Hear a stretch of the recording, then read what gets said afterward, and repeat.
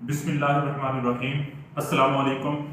I am Engineer Hafiz Muhammad Bilal and PhD scholar in Civil Engineering Department.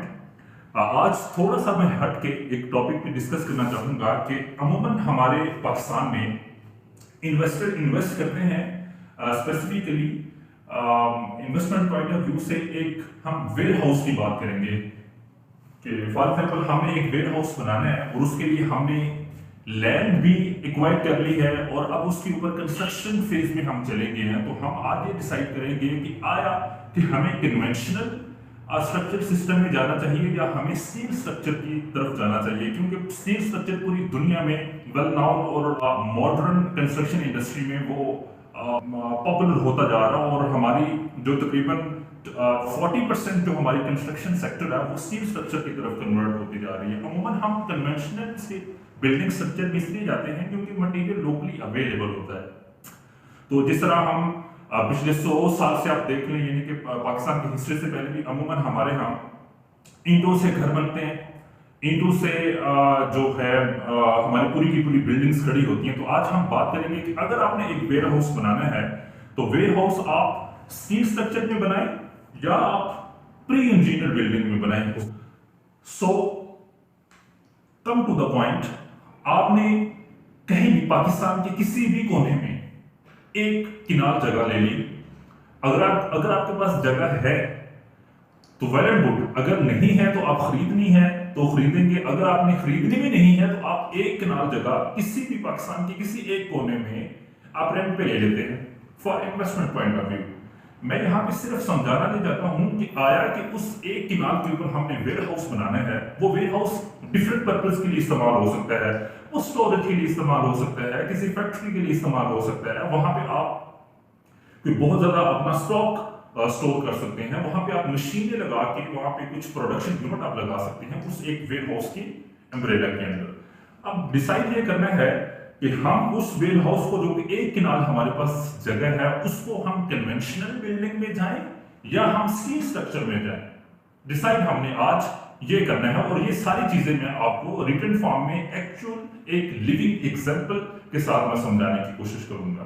से 8 parameters मैं लूंगा आपकी easily understanding के लिए, जो एक कॉमन लेमैन समझ सकता है। उसके लिए आपको इंजीनियर होना आपके लिए जरूरी नहीं है, लेकिन आपको ये वीडियो देखने के बाद ये फैसला करने में आसानी हो जाएगी कि हमने इन्वेस्टमेंट जो स्ट्रक्चरल सिस्टम की सिलेक्शन करनी है वो किस बेस पे करनी है। ये आपको इसमें आसानी हो जाएगी। इसमें 7 से 8 पैरामीटर्स हैं। इसमें मैं कंपैरिजन करूंगा कन्वेंशनल बिल्डिंग को स्टील स्ट्रक्चर के साथ। यहां पे सबसे पहले एक सीरियल नंबर है और उसके बाद मेरे पैरामीटर्स हैं। पैरामीटर्स के बाद मैंने कन्वेंशनल स्ट्रक्चर जो है वो और हमारा एक स्टील स्ट्रक्चर है। अब यहां पे सबसे पहले हमारा जो पहला पैरामीटर है वो लैंड। लैंड मैंने आपसे ये कहा कि हम टोटल जो लैंड लेंगे वो जस्ट 1 किनाल होगी, यानी कि 1 किनाल हमारी लैंड है। वो कन्वेंशनल की फॉर्म में भी 1 किनाल है और स्टील की फॉर्म में भी वो 1 किनाल ही है। यहाँ पे हमने लैंड 1 किनाल जो एक्वायर की है, रेंट पे ली है, अपनी पड़ी हुई है, वो 1 किनाल है। अगर मैं 1 किनाल एरिया का मैं लूंगा वो तकरीबन 4500 स्क्वायर फीट एरिया बन जाता है उसका, और यहाँ पे भी 4500 स्क्वायर फीट एरिया उसका बनेगा, क्योंकि लैंड सेम है तो स्क्वायर फीट एरिया भी सेम होगा। अब यहाँ पे हमारा पहला पॉइंट है construction cost. This is very important. Third point is very important, यानी कि जो कंस्ट्रक्शन कॉस्ट आएगी उसका पर स्क्वायर फीट रेट क्या होगा। तो कन्वेंशनल में पाकिस्तान के एक आप नॉर्मल छोटे शहर में काम करें या बड़े शहर में काम करें, मैं एक बॉल पॉप फिगर लूंगा, राउंड फिगर लूंगा, जो कि पूरे पाकिस्तान में कहीं भी यूटिलाइज हो जाएगी। अराउंड अबाउट जो है 2000 स्क्वायर फीट अगर आप वेयर हाउस बनाते हैं तो उसकी कॉस्ट आती है। लेकिन अगर आप स्टील स्ट्रक्चर बनाते हैं तो स्टील स्ट्रक्चर में जस्ट जो है वो 1100 पर स्क्वायर फीट कॉस्ट आती है।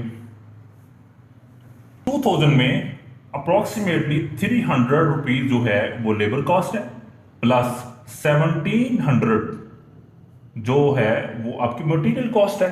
लेकिन स्टील स्ट्रक्चर में जो कि सेम वेयर हाउस वो आप एक किनाल के अंदर ही बना रहे हैं, तो इसमें 2000 है, इसमें 1100 है। 1100 में जस्ट 100 जो है वो लेबर कॉस्ट है, प्लस इसमें जो 1000 रुपी है वो आपके मटेरियल कॉस्ट है। मटेरियल में स्टील स्ट्रक्चर में जो मटेरियल उसका जितना भी होगा उसमें 1000 रुपये में वो कवर हो जाएगा। अब इसकी जो टोटल कॉस्ट बन रही है 2000 को हम 4500 से मल्टीप्लाई करेंगे तो अराउंड बोर्ड जो है वो 90 लाख बनते हैं आपके।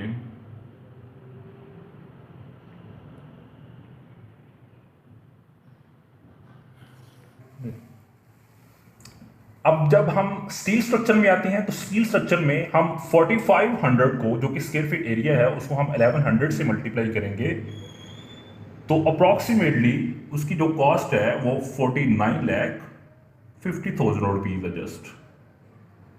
तो आपको मेजर डिफरेंस यहां पे नजर आ रहा है कि एक वेयर हाउस जो कि हमने कन्वेंशनल भी अगर वही वेयर हाउस सेम एरिया पे बनाते तो वो 90 लाख में बनता, लेकिन वही वेयर हाउस अगर हम स्टील स्ट्रक्चर में बनाते हैं तो वो तकरीबन 49,50,000, 45 टू 48% इसकी कॉस्ट ही लेस है। यहां पे आपकी बहुत ज्यादा बचत हो जाती है। अब दूसरा जो फिफ्थ पॉइंट है वो है कंस्ट्रक्शन टाइम।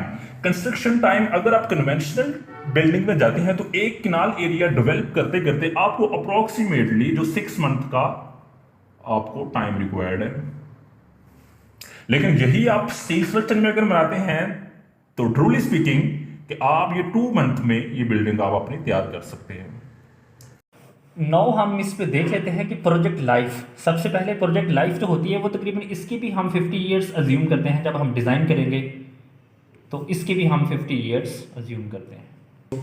इसकी प्रोजेक्ट लाइफ जो है वो दोनों की हमने 50 ईयर अज्यूम की है। जब हम डिज़ाइन करने होंगे 1 केनाल कन्वेंशनल स्ट्रक्चर में वेयर हाउस या 1 केनाल स्टील स्ट्रक्चर में वेयर हाउस, तो वो 50 ईयर हम डिज़ाइन में उसकी अज्यूम करेंगे।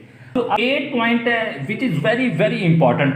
अब आपके प्रोजेक्ट की लाइफ है 50 साल। 50 साल के बाद जब अपनी बिल्डिंग को आप सॉल्वेज वैल्यू देखेंगे तो यही बिल्डिंग कन्वेंशनल की, इसको तोड़ने के लिए जो है आपको पैसे देने पड़ेंगे। तो इसकी जो सॉल्वेज वैल्यू है वो 0% है। यानी कि कंक्रीट की ईंटों की बनी हुई बिल्डिंग को जब आप 50 साल बाद सॉल्वेज वैल्यू उसको यानी कि आप डिमोलिश करेंगे तो वो डिमोलिश यानी कि उसको तोड़ने के लिए आपको पैसे देने पड़ेंगे। तो मैंने 0% इसलिए माइनस में इसलिए नहीं किया कि उस बिल्डिंग में से जो सरिया निकलेगा वो सरिया आप सेल कर सकते हैं। जब वो सेल होगा तो उससे आप डिमोलिश करने की जो कॉस्ट होगी, लेबर कॉस्ट, उसको आप कवर कर सकते हैं, तो वो 0% है। लेकिन स्टील स्ट्रक्चर की जो सॉल्वेज वैल्यू है वो तकरीबन 70% है। स्टील स्ट्रक्चर का 50 साल के बाद कुछ भी चीज जाया नहीं होगी, बल्कि आपको वो 70% रिटर्न पैसे दे देगा। यानी आज अगर वो स्टील जो है वो तकरीबन आप समझ लें कि 210 रुपये पर केजी जो हार्ड रोल्ड है वो मिल रहा है। लेकिन 50 साल के बाद वही जब आप उसकी स्टैटिक्स एनालिसिस करेंगे तो वो तकरीबन जाके 600 रुपये कॉस्ट अप्रॉक्सीमेटली पड़ जाती है आज से 50, यानी कि आज 2021 है तो 2070 में जब आप अपनी उस बिल्डिंग को बेचेंगे डिमोलिश करके तो वो तकरीबन 70% आपको पैसे दे जाएगा। फायदा होगा आपका। आपकी जो इसमें स्टील स्ट्रक्चर में जो वेस्टेज होगी वो सिर्फ आपकी फाउंडेशन होगी, जो आपने फाउंडेशन बनानी है उस पूरे स्ट्रक्चर को। तो आपको मैं शॉर्टली ब्रीफली इन शॉर्ट आपको समझा दूं कि हमारी जो जो आपकी हमारी लैंड है वो हमारी सेम है और हमारा स्क्वायर फीट एरिया सेम है क्योंकि लैंड सेम है। कंस्ट्रक्शन कास्ट कन्वेंशनल में 90 लाख और स्टील स्ट्रक्चर में जस्ट 49,50,000 स्क्वायर फीट आ रहा है।